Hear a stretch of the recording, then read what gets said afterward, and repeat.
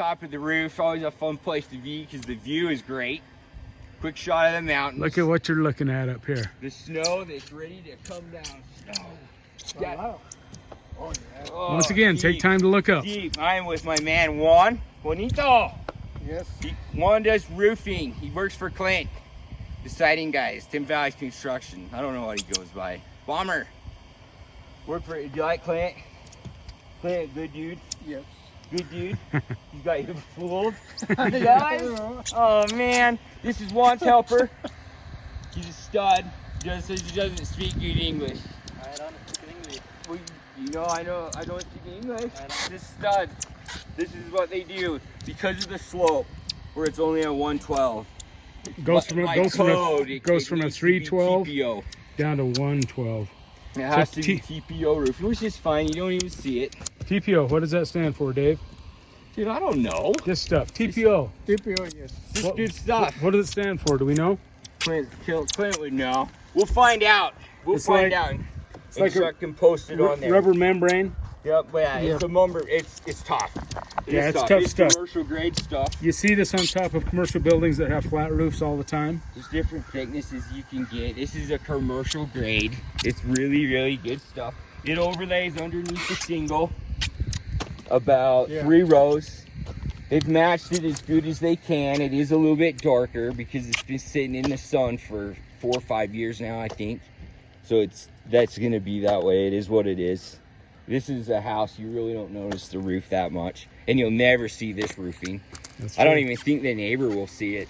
Probably It's not. so gradual and their house is so close.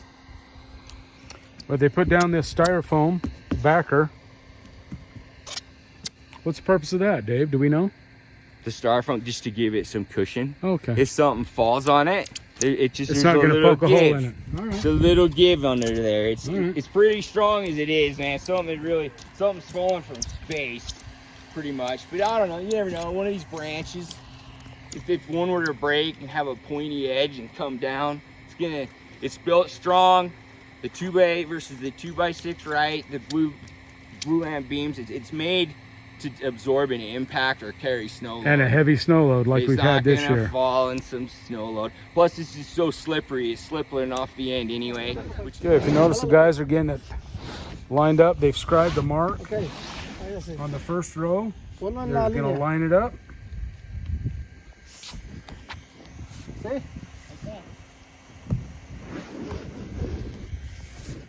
And it looks like they cut it just about right.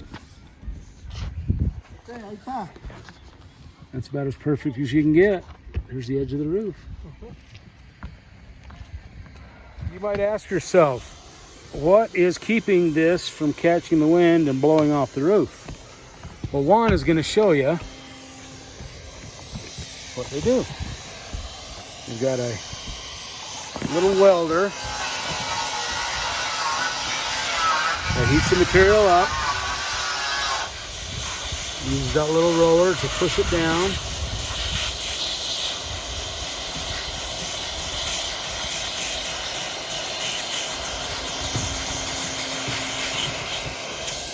And there you go. Pretty slick system.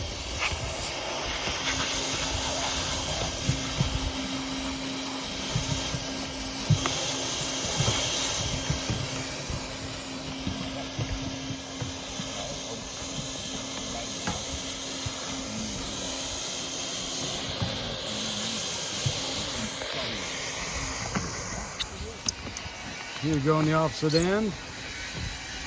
Just follows the roof line, follows that drip edge. You've already got a straight line, might as well use it.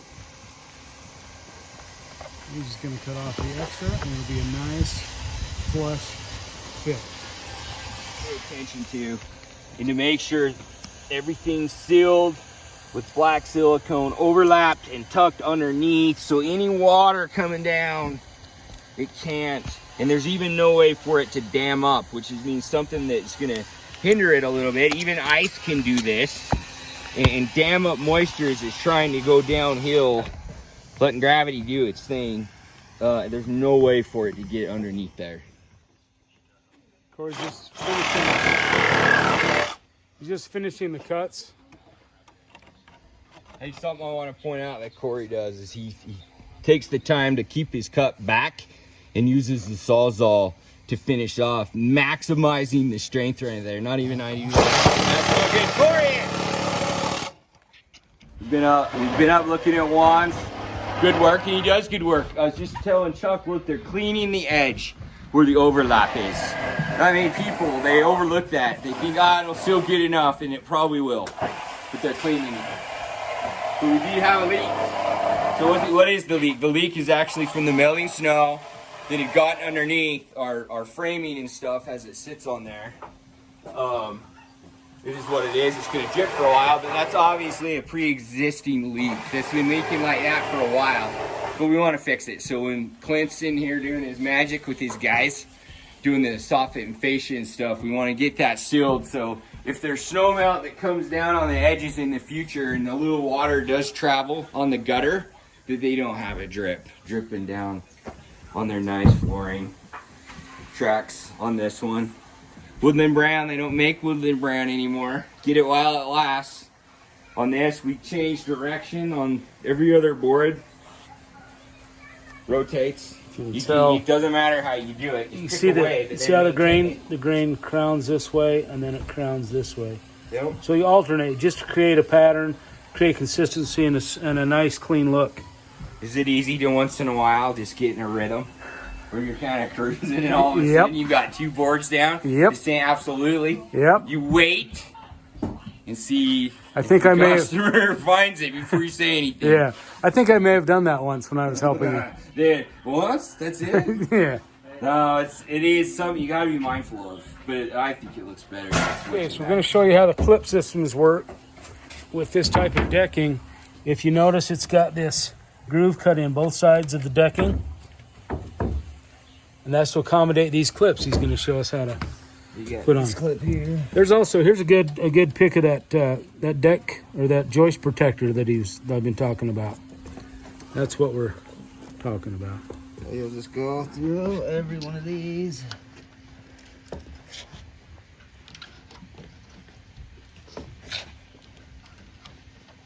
La-di-da-di-da down. Take this.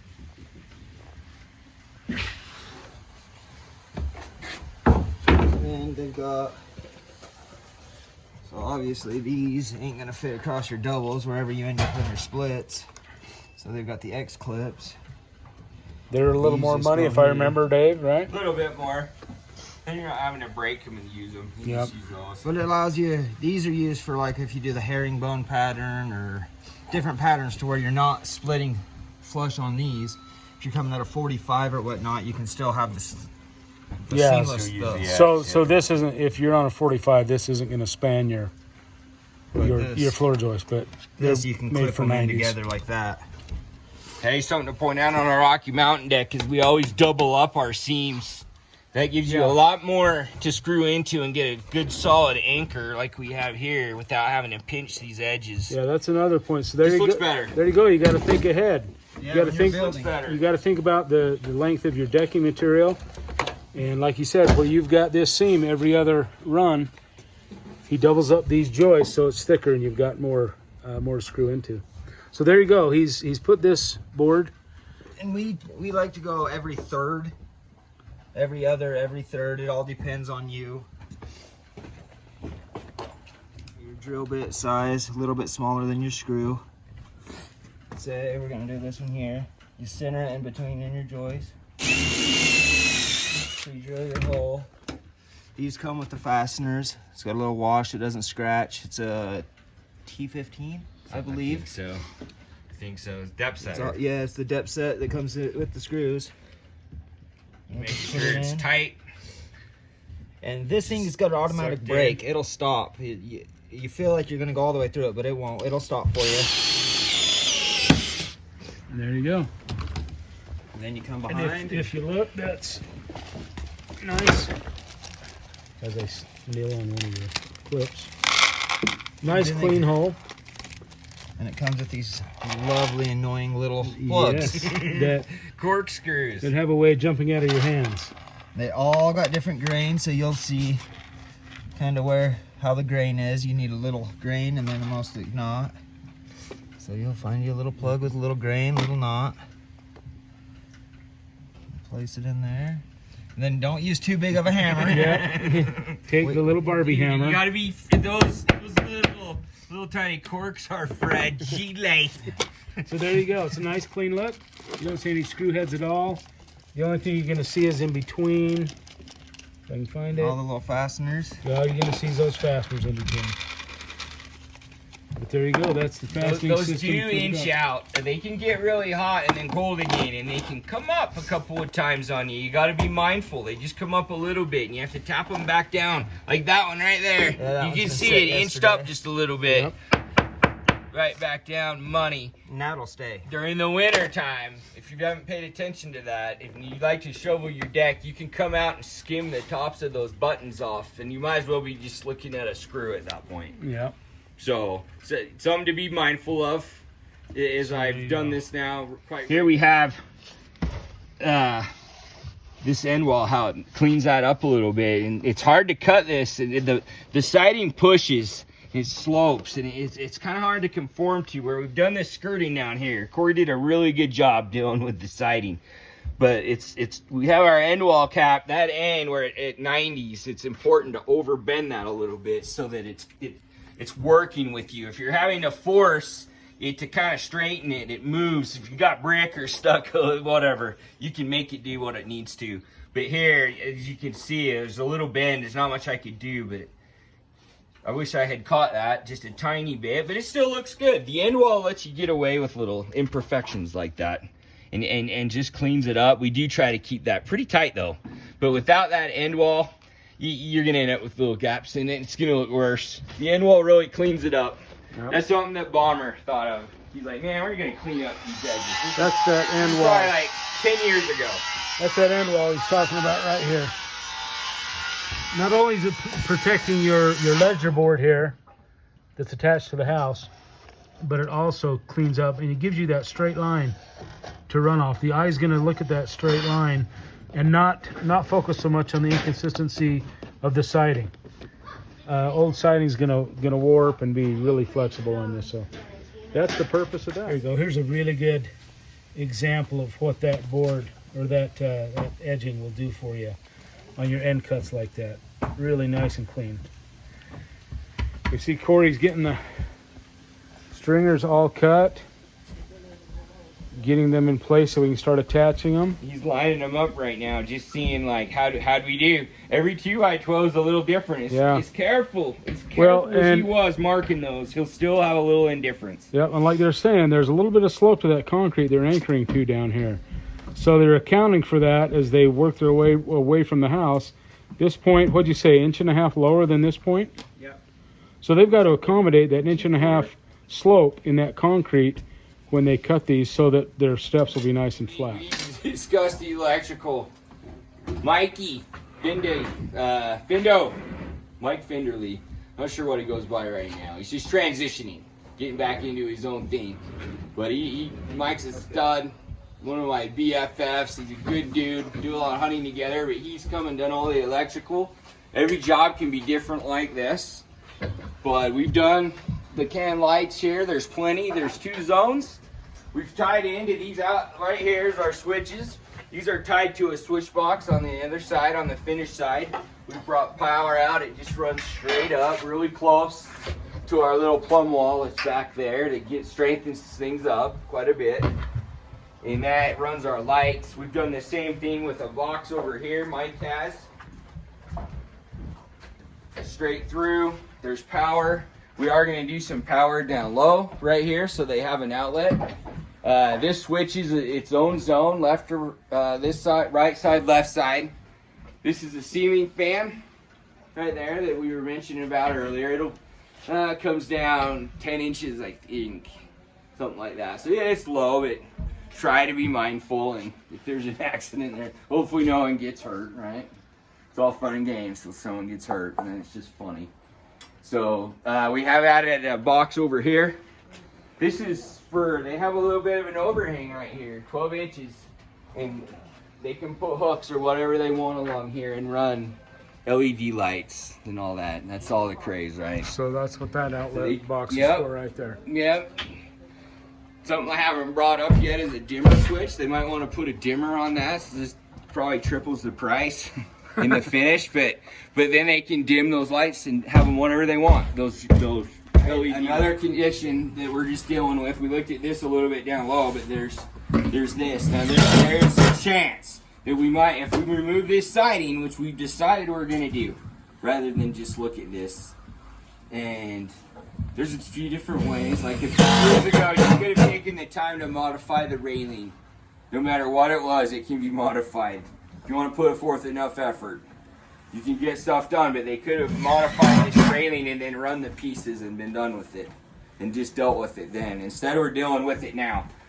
My buddy was thinking about maybe building a cap that would have been close to this color. It would have cleaned it up a fair amount, but it's Jimmy. It's Jimmy. We got to do good things for Jimmy. He's been lucky enough to be able to find this siding so that when we take this siding off, if there's a way that we can tuck this back inside, open up the siding, conceal it, put the siding or the plywood back on, and then run it. We don't care what that looks like. As long as it's secured, then the new siding will cover it up. So we will try to eliminate that if we can. But that, all this new siding, that all disappears and it's just new pieces. It'll be a little brighter because this has been here for a while. The 13 years, it's faded. It'll right. It cleans it up. Yeah, and it's gonna look great. So that point and that point is where the hand railing from the old deck was, if that makes sense to you. So that's why those are there. Hey, we use good brackets. There's a lot of brackets out there. My jobs are easily in the hundreds of dollars more because of the brackets. I use most of them. But good, solid, stiff brackets. They're not as good as great big custom iron that you can, custom get typically. That's going to be your strongest, but these do the job. This one's an AC6, just a Simpson strong tie. AC6, like I said, boom, boom. I use really good anchors. They're like little lags that go in there, and they're Simpson lags. They stick out a little bit. On this job, we'll end up having to deal with it because we're doing hardy on this and cleaning it all up. So a little bit of pre-drill on the back of those pieces so that lays flat enough still. But these go there.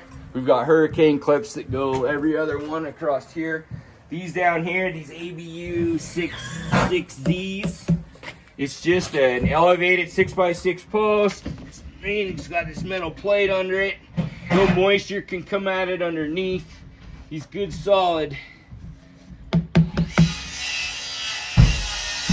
Flags right there. Same type of screw as we're talking about up here. We nail it good as well where we need to.